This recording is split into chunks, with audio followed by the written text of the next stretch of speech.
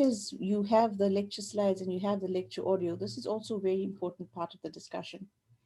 So our concern is it's a travesty of justice because the person got off because of a technicality. Yes? Yeah. Now, the thing about technicalities is that, okay, let's go back. What did I say? You can only play a game if you know the, Rules. and you can only play a game better or win the game if you know the rules better than the other person, right? Yeah. Yes, the burden on the state is heavier because it is for the state to prove, but the Mm. state is also the one with all or most of the resources. Mm. It has certainly more money than a private individual to defend a Yeah. case if a charge is brought against it. And we would hope and expect, as the citizens that entrust our right to um, get justice through the courts to the courts, that those officials that are doing that duty, whether it's the investigating officers or the prosecutors or any of those in the link, that they are suitably qualified, suitably trained, and are Mm-hmm. smart enough themselves to know the rules. So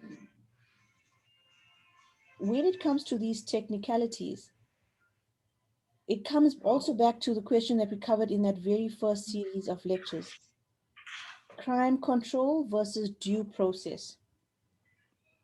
And do we want justice for the sake of justice? Or do we want to say that we got to this end result by following proper procedure?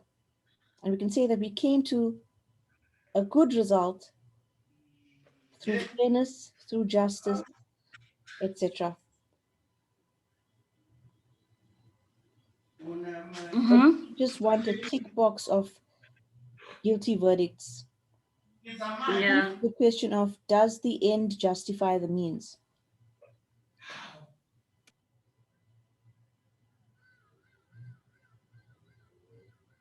And that's a good place to start with when we're talking about today's section of the course. So today we're looking at prosecuting crime, and like I said, the it the prosecution or prosecuting crime is just one of the chains in the link, one of the steps in the process of the system of criminal justice or this procedure. Sorry, there's a chat. No, no, no problem. We'll just carry on then. So everyone, and we've been building up to this point. We've been discussing and building up to this point that everyone, or there are many, many players in this game. There are many, many actors in this movie, whatever script, whatever you want to call life, whatever you want to call the criminal justice system. And as we've alluded to in our earlier discussions today and previously, that part and part of the justice system is prosecuting, and that comes from us through the evolution and creation of the justice system, the criminal justice system, as citizens, uh, giving up our powers of retribution, personal retribution, and private justice to this authority of the state, entrusting the state to undertake prosecutions for criminal matters on our behalf. And so, what we have in our democracy, and you'll find in many other jurisdictions something similar, the National Prosecuting Authority. The National Prosecuting Authority finds its life in the Constitution, Section 179 of the Constitution, and further, it finds the breath of life in it, in and the bones on its skeleton in the National Prosecuting Authority Act. And this legislation, this National Prosecuting Authority Act, does a lot of things. First and foremost, it does is it creates or pinpoints who the individuals responsible or the individuals in charge of this National Prosecuting Authority are. I can break that down into three tiers: at national director level, director and deputy director level, and prosecutorial level. Okay, and you can listen to the audio about that.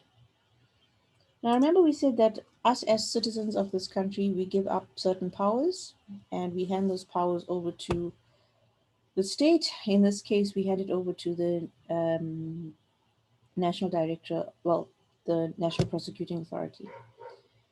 We saw from the previous set of lectures when we spoke about what can the Director of Public Prosecutions do. We saw that one of the things that the Director of Public Prosecutions can do is to make decisions on jurisdiction. And we saw that in De Beer versus the state. But he can do very many other things, she or he, whoever it is.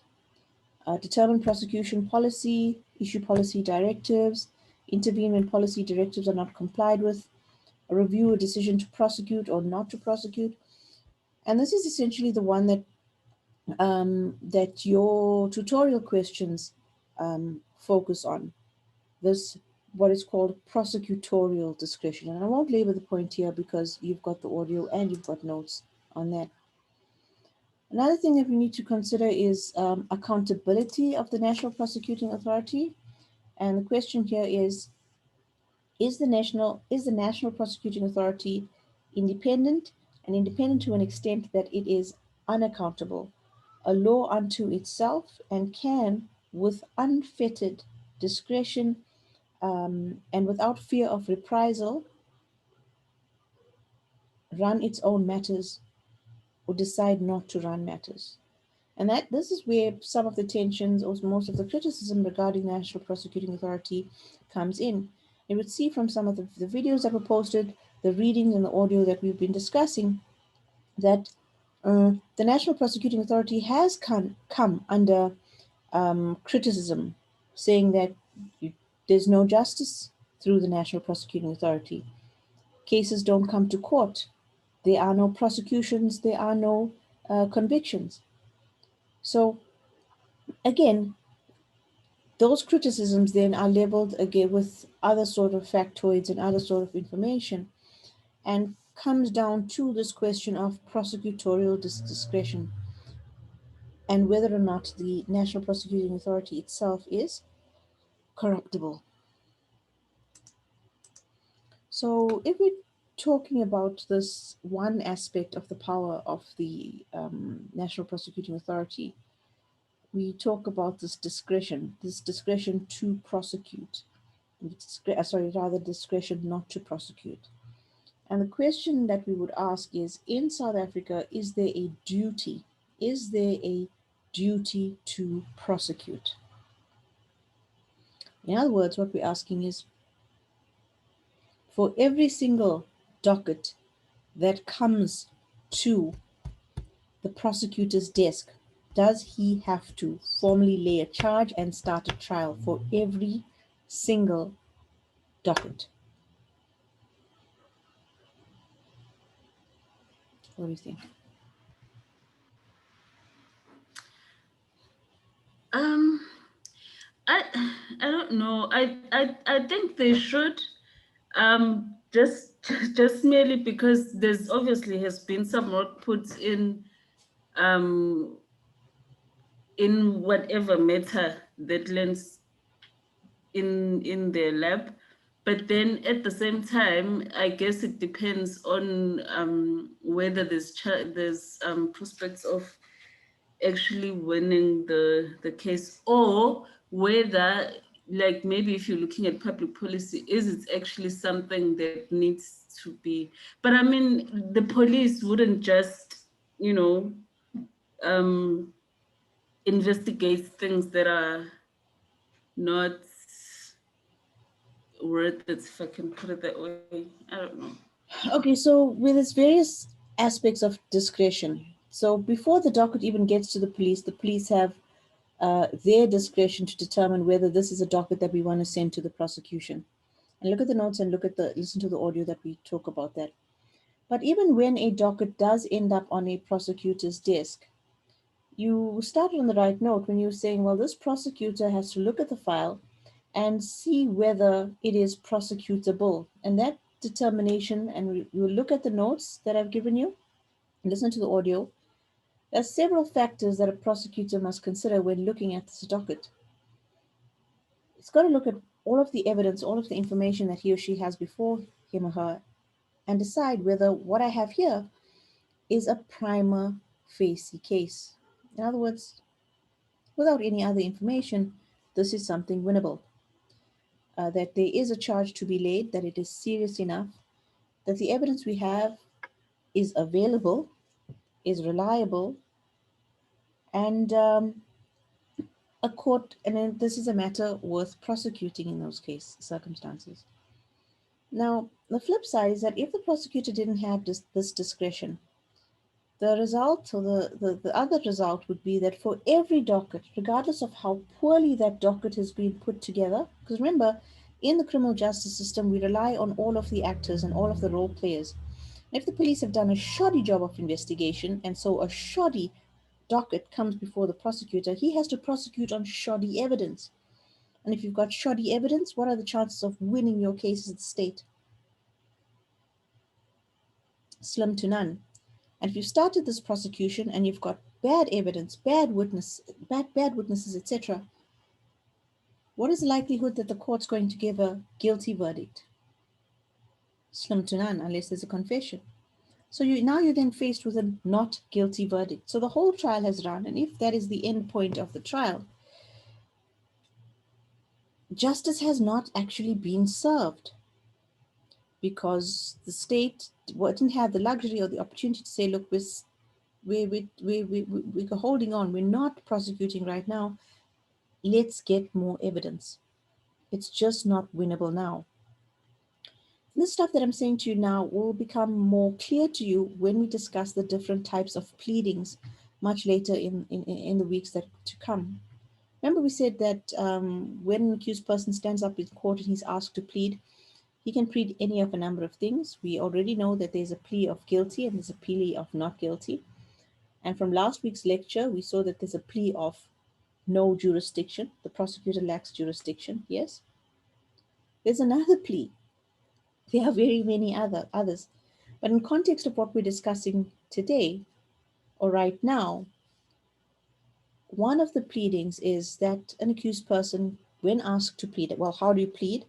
He can say autrefois acquit or autrefois convict. And that's just fancy talk, fancy lawyer talk for the principle of double jeopardy. Anyone knows what the principle of double jeopardy is?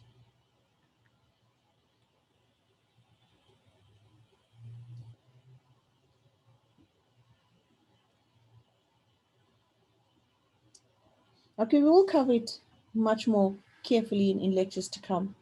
But just to explain, this accused person stands up in court and says, and when he asks, how do you plead? Basically, he's saying, uh, I plead that I have already been tried and convicted on this matter, and therefore you cannot retry me for exactly the same offense. Alternatively, I'm pleading that I have already been acquitted. Acquitted means not guilty.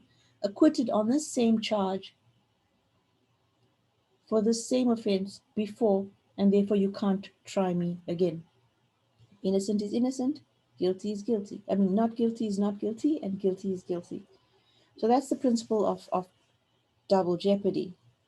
So to avoid that, and certainly to avoid that sort of injustice, where members of the public would say, oh, there's no justice here. Well, you can't win a case if there is no evidence. And it would be bad prosecutorial discretion still to prosecute where there is no good evidence or reliable evidence. So, no, in South Africa, there is no such thing as compulsory prosecution. But still, it may seem unjust or unfair to a citizen, certainly one who's been the victim of crime, who gets told that no, no, no, we're not prosecuting this matter. So, to avoid a resort to what's the word, vigilante justice, the Criminal Procedure Act in our justice system creates a mechanism of private prosecutions. So, a private citizen who has locus standi and meets several other criteria which you would have seen in the notes given to you, meets those criteria, can bring a criminal case in their private name. So instead of the case saying the state versus Jones or the state versus Smith, it will say whatever the name of the victim or the person with locus standi is, versus the name of the accused. Now, this situation is not also something that happens always. It is the exception rather than the rule for several reasons. If we're talking about the procedure, though, you must be able to qualify. So the first thing is that you must have locus standi, listen to the audio and read the notes as to about next of kin, spouses, children, etc. Now, whenever a prosecutor, a public prosecutor, makes a determination not to prosecute a particular matter, a certificate nolle prosequi must be issued. It is when the person who intends to institute private prosecution, when he does this, it's only when he's got the certificate, can he go to the clerk of the court for the criminal court of the magistrates court or high court, depending, go to the registrar, pay a deposit or security of 2,500 rand, and then only can he issue summonses and charge sheets and that sort of thing. All right, so we can look at all of these other factors that are important there. I've already alluded to the link or the purpose or the reliability, why it's important for all the role players in this system, because it is a system. If you think about a clock, okay, can you picture the inner workings mechanism of a clock? There are lots of moving parts, ticking parts, turning parts, but it is a system. And if one part fails, the others can't function. So that's what all the role players in the criminal justice system are.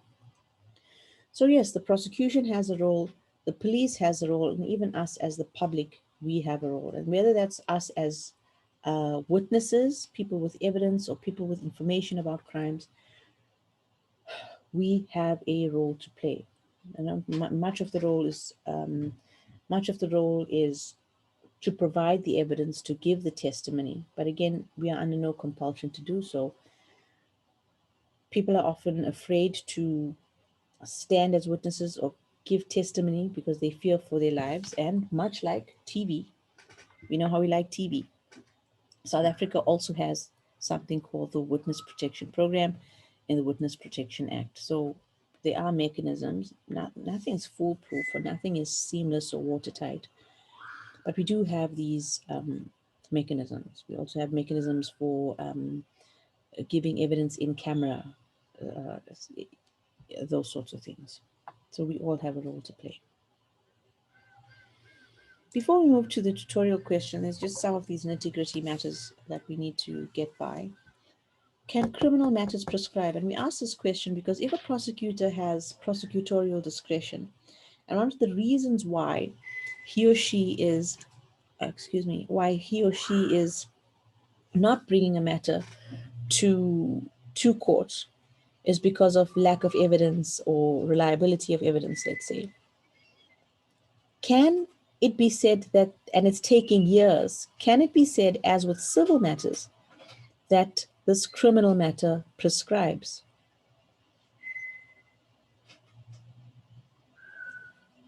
Have you ever heard of criminal matters prescribing?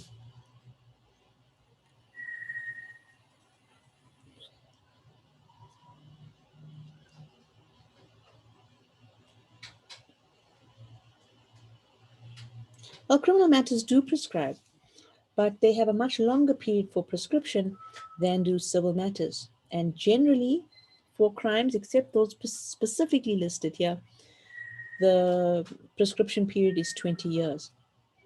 There is no prescription period for the crimes of murder, treason, robbery, kidnapping, rape, genocide, and the newish inclusion is that of sexual offences, and that's been through an amendment in the Criminal Procedure Act stemming from the Liebenstein and others versus the state of the late Sidney Lewis, Frankel and others case. So have a look at that case, and that had to do with charges laid by victims of abuse, sexual abuse, and they were abused when they were young. Now that they're older, mature, more confident, or whatever the reason would be, they wanted to bring a criminal charge.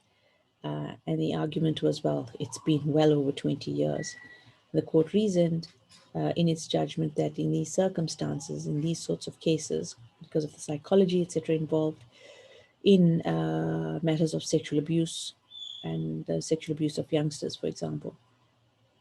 There should be no 20-year prescription period. All right, so I trust that you've done the readings and you've attempted the two tutorial questions. So let's look at the first one. South Africans became aware of the notion of private prosecutions when State Prosecutor Advocate Gerry Nel announced his resignation from the National Prosecuting Authority in order to join AfriForum with an intention to prosecute in a private capacity those crimes which the NPA decided not to prosecute. As a practitioner, you may be approached by a client who wishes to institute private criminal prosecutions. Write an explanatory essay discussing this avenue. How would you deal with this question?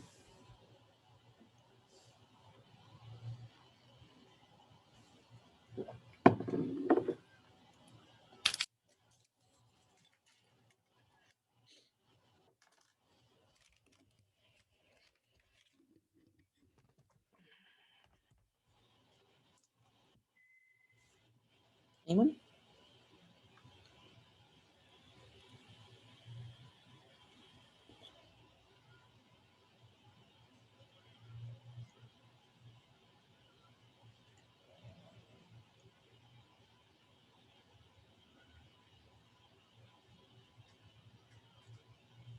No thoughts on this? Okay. How did you deal with the second question? The prosecutorial decision to decline to prosecute is both specifically and systematically exercised to such an extent that proportionally fewer cases are placed on the court roll each year and fewer still are brought to trial.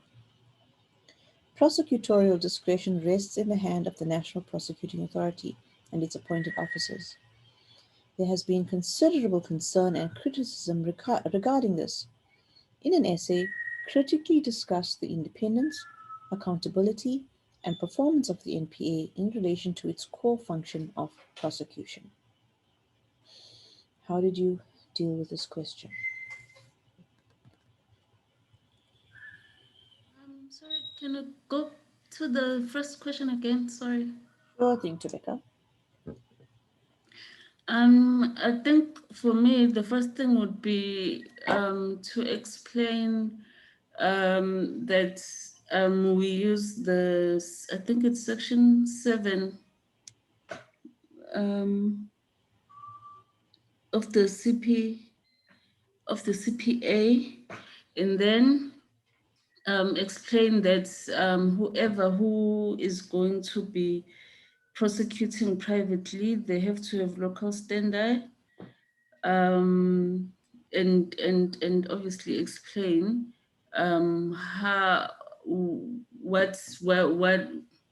what connects them to the case, and what do they have to lose if they Let's let's don't. try and follow a sequence, right? We're not going to worry too much about the details because Okay. maybe not everyone's managed to do all the readings, right? Let's follow this as a sequence. I am your client. I'm hoping to be your client. And I tell you my story and I tell you, listen here, the prosecutors aren't bringing my matter to court. And I heard on the news about this thing called private prosecution. Can I use that? Now talk to me. I'm not a lawyer. Um, I'm not a lawyer. yes, you can use that provided that you've got local standard.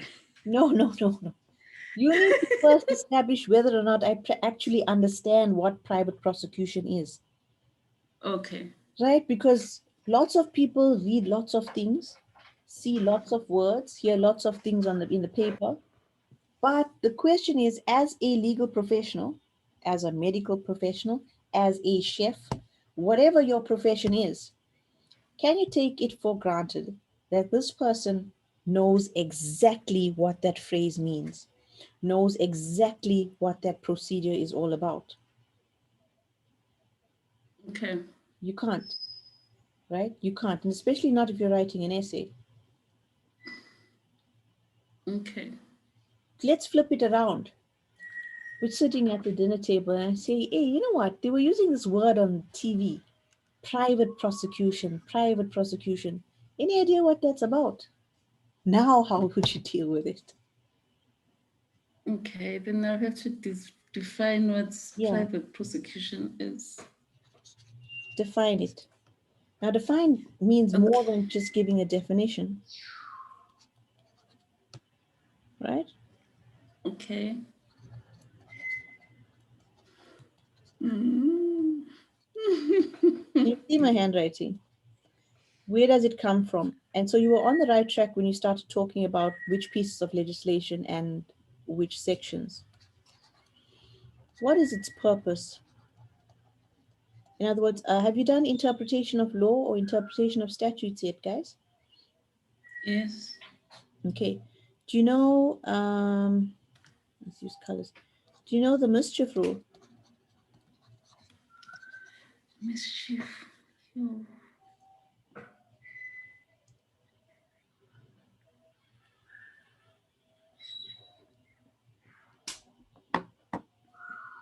Okay, the mischief rule is a rule of interpretation which begs the question. So, legislation is made for a purpose, right? Uh, Mm-hmm. for a particular purpose. And when we understand purpose, we mean that there was something that we needed a very specific rule for. There was some problem in interpretation or practical aspect that the legislatures felt that we need a very particular rule to deal with just this situation. So when we're talking about the purpose, I want you to bear in mind this thing about mischief because it means what problem, what problem or technicality or issue does the whole notion of get another color private prosecution, what problem does it aim to solve? Another way of asking the mischief rule is what harm does having such a thing as private prosecution aim to protect us as a society against? So this is what Crimes going unpunished crimes going unpunished. because the national prosecutors Okay, yes, yes. they Unfettered. don't have they've got discretion whether to prosecute or not. Yeah, that's the one. The second one, so that's absolutely correct. You understanding what I'm asking you. You're absolutely understanding what I'm asking you, and that's fantastic. The next thing is vigilantism, right? If I can't get justice in the courts, if the state won't hear my matter, I'm going to sort stuff out for myself. Bring me my gun. Yes or no? Okay. Yes. So, private prosecutions creates a private mechanism for justice that is still lawful and still runs through the court system. So you can still, without a state prosecutor, still get justice in a just fashion, right? Okay. So Okay. that would be part of it. What else? How else would you deal?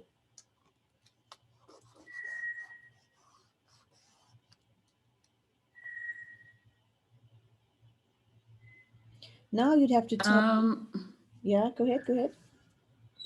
I'm just thinking of a case whereby maybe if I feel like my case was not properly investigated, maybe that would give me more chance of actually be more involved in In the making investigation. sure that Yeah.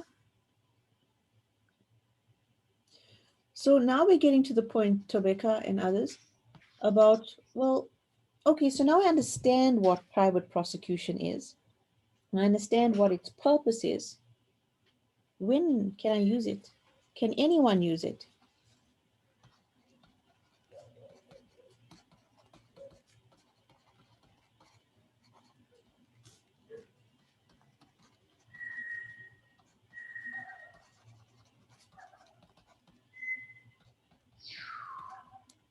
Yeah. So this is where you start talking about locus standi. You start talking about the certificate of, yeah, the deposit, the certificate of nolla prosequi, etc., etc. Then you're also going to tell me the pros and cons, right? So now you're going to tell me, well, look, it's going to cost a lot of money. The difference with a state-run prosecution and a private-run prosecution is that with a private-run prosecution, you're going to be paying all my bills as your attorney, as your as your legal representative. You've got to pay it all yourself, and if you lose, you might even end up having to pay the accused person's legal costs. Yeah. So again, talk about the pros and cons there. So this question, I'll go back here. This question didn't necessarily require any criticism. Didn't require any criticism. All your client, or all I was asking you to do was tell me. Tell me what me as an average citizen needs to know about this thing called private prosecutions. Yeah? Just like you were writing a note, an explanatory note on it. So it wasn't too taxing. But Okay. yeah, It's go ahead. okay. No, go ahead, go ahead. No, I just have a short question. I read somewhere that if the person who's the accused pleads guilty, then the case will go straight to the Then prosecutors. the state takes over immediately, and Okay. you have to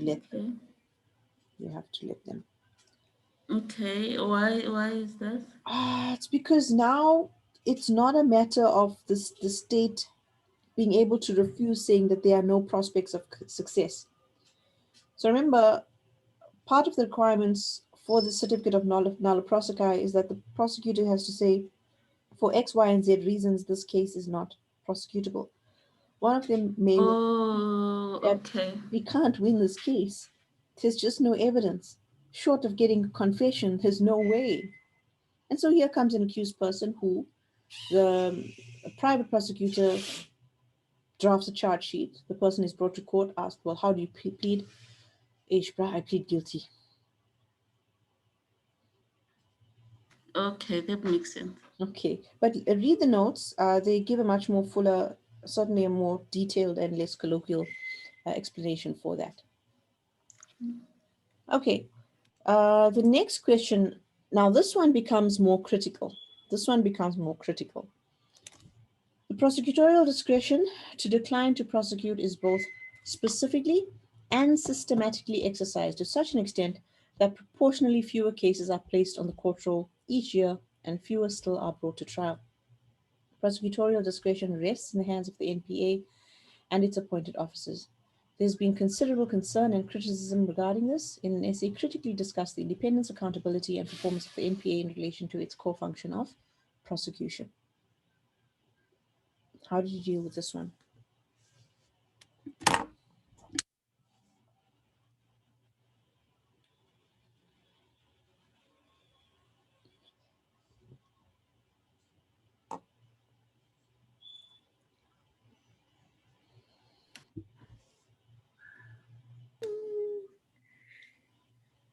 Hmm. I okay. I think for me, the one thing that's just at the top of my head that I can think of is the politicalness of it. Okay. That if there's one person who has a discretion to say that they can prosecute or not, then they pretty much hold like all the cards in their hands. um, and also depending on who they're accountable, because I think it says that they're accountable to the Minister of Justice, Yes, but the also the nature of NPA. that accountability appears to simply be report. Mm, Just report. Just tell us which cases you brought, which cases you didn't, and why. Bam. yeah. Yeah. So, yes, it is this question and the readings you'll see that go along with this do smack of independence. In other words, when we look at the preamble and the drafting documents and the creation documents empowering the NPA, it says that NPA must work without fear, favor, fervor, prejudice, etc., and be incorruptible. But I want you to cast your mind into that case of Yengeni, right? Tony Yengeni, and other sorts of cases as well that have been referred to you and talked about whether or not they could be. Sorry, just give me a second, please.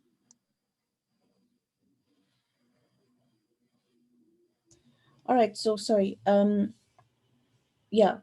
So it does come down to the politics and party politics and how and when, particularly when it comes to high profile matters, why aren't matters coming to court? Why? What are the delaying tactics? And yes, Rebecca, that's what we were talking about before, that matters get thrown out of court or you're found not guilty because of technicality. And yes, I did make a justification and say that you can only win a game if you know the rules and play a game if you know the rules, and you can only win it if you know it better. But we also know that it is extremely frustrating when these rules are used to frustrate justice, frustrate the system. So that's part and parcel of what we're discussing here, what those concerns are here. Have a look at the articles that we've put up for you, that I've put up for you in relation to this, and see how, I think it's a report. Let me just see if I can find that report. Yeah, this is the report. Sorry, close that one down. And then that one down. Stop share. Let me reshare this thing. Right, so this is the report that looked at this particular question with scrutiny. So yes, it's a lengthy report, about 70 odd pages, but it deals with those concerns. It looks at all of those arguments raised regarding the politicalness and the perceived lack of independence of the National Prosecuting Authority. Could you also maybe add um, whether the people that do the investigations are actually qualified enough to do proper investigations? I mean, yes, we Of can say course, that of course. I mean, they've it's giving got. the prosecution authority to say, listen, yeah, we are willing and able to prosecute. We have a full staff complement, and all of our prosecutors have their LLBs, and they all got their LLBs summa cum laude. And, so we're not scraping the barrel when it comes to public prosecutors. We've got the brightest and best minds. But there's nothing we can do if the police officers who are doing the investigations don't know how to investigate. They don't know how to take a lawful statement. They don't know how to X, Y, and Z. They don't know how to search for, and seize evidence in a constitutional manner. And so, yes, they've got all this evidence, which we're going to talk about later. But none of it is admissible in court because it was unconstitutionally obtained. Oh, yeah, they arrested the person, but they arrested him and beat him up. And so, the arrest itself wasn't even lawful. Yeah. Oh, yeah, they got a confession, but they beat the confession out of him. So Yeah. and it's very, very easy to say, I am ready. I am ready. Look at me. I'm warmed up for this match. But this football you brought doesn't even have air in it. How do you expect me to play?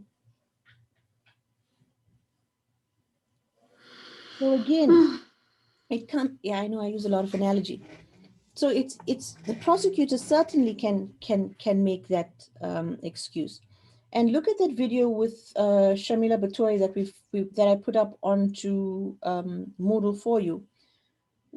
She was trying to answer the question, but why is the NPA struggling? Why is the NPA in such a poor light?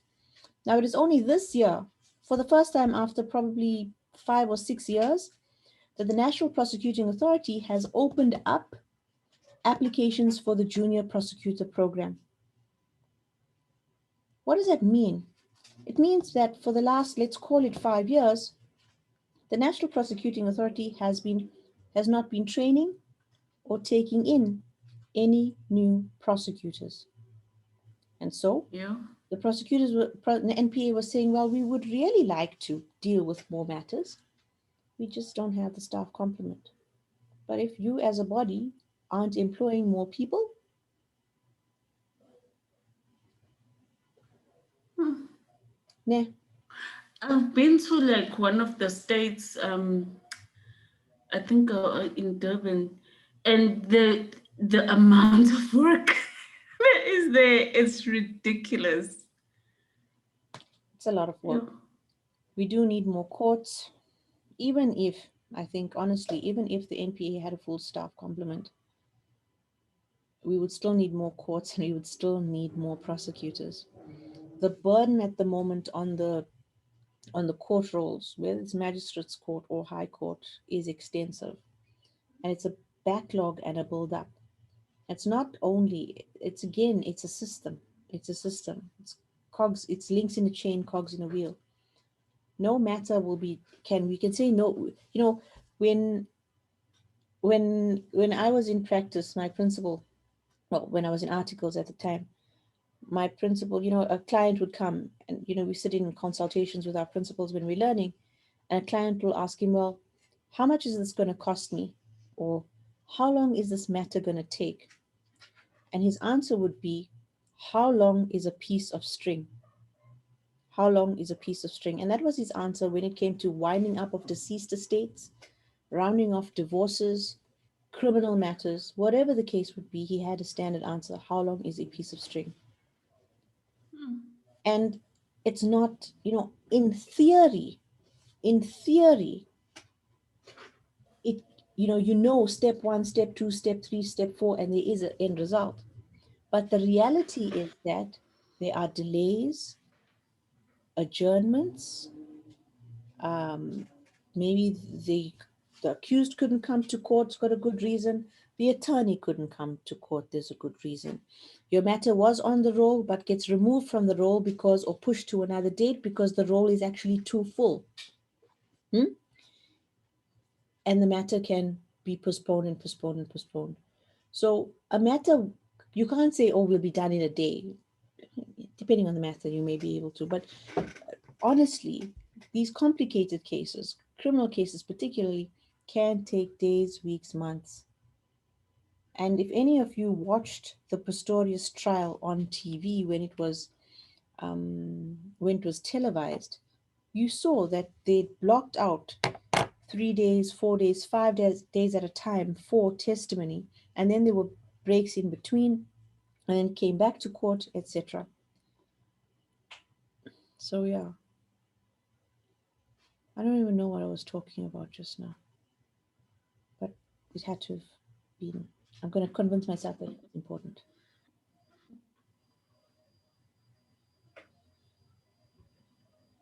All right. So, any other, and then also please, of course, look at the other readings as well. NPA hosting a scorpion without the skin.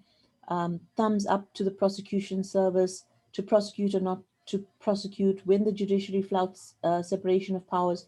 Look at those. All of the articles that I've put up, they're there for a reason. All right. So I think all I have to say is thank you, everyone, for coming and joining me again this evening. It's a nice way to spend a Tuesday evening. The lecture slides and audio and readings for next week's session have been put up. We're going to be dealing with securing the attendance of the accused at court. So please go through those slides, listen to the audio, and attempt the tutorial questions. And I'm certain we will have another riveting, exciting, well, it's exciting for me anyway, discussion on criminal procedure. All right, any questions before we sign off and say our goodbyes?